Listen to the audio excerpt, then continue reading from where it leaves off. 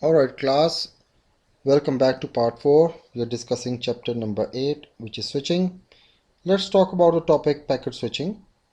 As you can see in the diagram, the packet switching technique is actually divided into two parts. One is called datagram networks and the other part is called virtual circuit networks. Well, in data communication, we need to send message from one end system to another. If the message is going to pass through a packet switch network, it needs to be divided into packets and fixed or variable size. The size of the packet is determined by the network and the governing protocols. If you remember chapter 1 in our early lectures, we talked about these protocols, and if you remember, I told you guys about the packet sizes. They actually vary with respect to the protocols, like whether we are using DSL, whether we are using ATMs, or whether we are using Ethernet. The size of the packet is determined by the network and the governing protocols, alright? In packet switching, there is no resource allocation for the packet, so we will not be allocating any resource like we did in circuit switching. This means that there is no reserved bandwidth on the links and there is no scheduled processing time for each packet. The resources are allocated on demand. So if you want to send a data, and data is using a packet switch networks, so each packet will not be allocated any resource, and the allocation is done on a first come first come basis. When a switch receives a packet, no matter what the source of or destination is, the packet must wait for it. There are other packets being processed. So there's if you remember, back in chapters we talked about delay, and with delay we talked about propagation delay. There's a transmission delay. There's a then inside the system there's a processing delay and there's a queue delay. So we are talking about the same delays here. The packet must wait for if there are other packets being processed.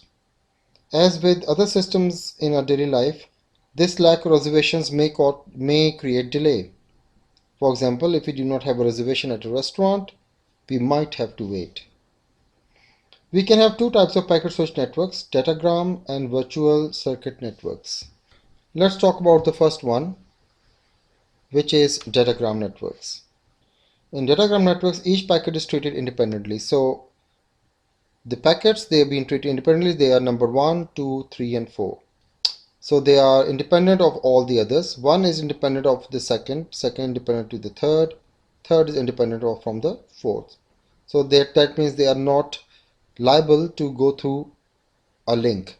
They can take any link, any path they desire, which is available. If a packet is a part of multi-packet transmission, like this is like we want to transmit a 1 GB of data,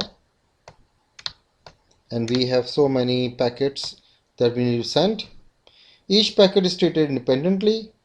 A network treats it as though it exists alone, so the network don't understand that this one is a part of like thousands of packets which are coming behind. Packets in this approach are referred as datagrams. So each packet is called a datagram. This is datagram, this is datagram, this is datagram, and the network don't understand whether these packets are part of a combined transmission or whether they are coming from other sources. Datagram switch is normally done at the network layer. So when we talk about network layer, you can see we have routers here. We don't have switches here. We have routers here. We briefly discussed datagram networks here as a comparison with circuit switch and virtual circuit networks. We'll talk about this thing later in chapter number 18, inshallah. Let's talk about the figure. The figure shows a diagram approach is used to deliver 4 packets from station A to station X. So we are going from there to here. This is the starting point, that is the end point. The switches in the datagram network are traditionally referred to as routers. So when we talk about switches, this is called switching fabrics. Basically, we are using inside switching fabrics, we are using routers. This is why we use different symbols for the switches in the figure. So we use different figures for switches and different figure for routers. In this example, all 4 packets or datagrams belong to same message, so they are part of 1 GB of data, but may travel different paths to reach the destination. They can take any path. This is so because a link may be involved in carrying packet from other sources. So these are not only available to transfer your packet between the network, but there are other sources as well that may be transmitting. So this is because the link may be involved in carrying packets from other sources and do not have the necessary bandwidth available to carry all the packets from A to X. It is possible, but not always. This approach can cause a datagram of a transmission to arrive at the destination out of order. So it will receive here like 1, 4, 3, 2. They're out of order because they have taken different paths, and different paths may have different delays and may have different processing times. So they may arrive at the destination out of order. Packets may also be lost or dropped because of a lack of resources. This switch here can drop a packet. In most protocols, it is the responsibility of the upper layer protocols to reorder the datagram or ask for lost datagrams before passing them to the application. Now, what happened here, how this flow works, we'll talk about this in inshallah next chapter. But over here, to give you a brief idea, the upper layers, they are responsible for assembling them, and if there is any packet lost, they didn't receive it, then they can ask for that specific type of datagram packet again. The datagram networks are sometimes referred to as connection-less networks. So earlier, the circuit switch networks, which we discussed in previous part, is basic connection oriented, where we are asking or requesting all the switches in between to connect to the next switch. But over here, we are not asking any connections. Instead, the packets, they are moving freely in the network and they can take any path. There are no setup or teardown phases. Each packet is treated the same by the switch regardless of its source or destination. So there is no teardown, there is no setup phases, there is no teardowns, and there is no uh, mm, well, actually there is one, that is the flow of the information, the flow of message. So if you're talking about the routers, then one thing that is very important in routers are routing tables. So that means we need to know the address where we have to forward the datagram. If there is no setup or teardown phases, how are the packets routed to the destinations in datagram network? Well, in this type of network, each switch or router, or this is basically the switching, and we in switching we are using routers. Each switch or packet switch has a routing table which is based on the destination addresses. So the routing table has 1, 2, 3, and 4 ports, and each port is actually has a destination addresses where they can send the packets. The routing tables are dynamic and are updated periodically. Dynamic means they are being updated automatically. If they are not dynamic, the other thing is called static, in which you give ports addresses manually. The administrator does that basically. So, but they usually the routers, they are dynamic. The destination addresses and the corresponding forwarding output ports are recorded in the table. So these are the output ports, forwarding ports 1, 2, 3, and 4. They are called forwarding ports, in which each entry is created when the setup phase is completed and deleted when the teardown phase is over. So what we are doing here is we are creating these destination addresses. They are being updated automatically, and the routers in between themselves, they are dynamic. They are actually creating the setup phases between themselves, between the switches or between the routers. So that's what it means. Let's talk about destination addresses. Every packet in Datagram network carries a header that contains among other information, the destination address of the packet.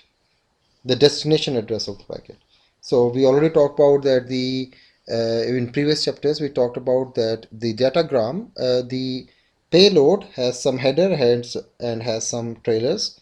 The headers, they usually carry the start of the frames or the packets, and then they usually have the addresses as well where they are being forwarded to. When the switch receives the packet, this destination address is examined.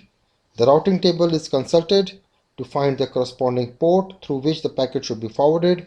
So we are consulting the ports here and the address where we need to forward it. This address, unlike the addresses in a virtual circuit network, which we'll talk later, remains the same during the entire journey of the packet. So the addresses, they remain the same. If you remember chapter number 2, I gave you the assignment in which we talked about how the data is being forwarded using when we are forwarding the packets in switches, and how the data is being forwarded when we are using the routers. So this is the same scenario where we are using the routers to forward the packets.